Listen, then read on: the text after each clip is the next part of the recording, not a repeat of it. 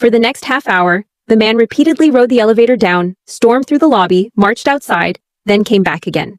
Every single trip was accompanied by non-stop threats.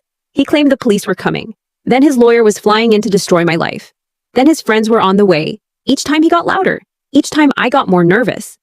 What worried me wasn't the insults anymore. It was the trips outside. I started wondering if he had something in his car. A weapon. Friends waiting nearby. Something. Eventually, he slammed several old key cards onto the desk and accused me of locking him out of his room.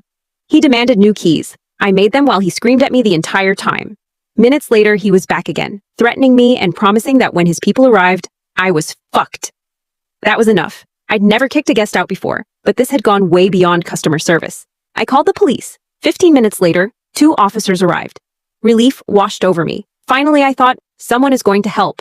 I explained everything, the threats, the screaming, the erratic behavior. The officers agreed the man should be trespassed from the property and went upstairs to his room. A few minutes later, they returned. Without him. Apparently, he'd refused to answer the door. I offered master keys. I explained that management had approved removing him from the property. The officers refused.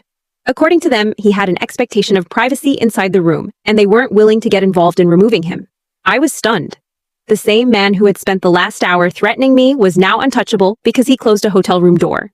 The officers handed me a business card, told me to call again if he assaulted me, and left. Just like that. The rest of the night was torture. Every time the elevator moved, I tensed up. Every time the front doors opened, I expected his mysterious friends to appear. But they never did. Neither did his lawyer.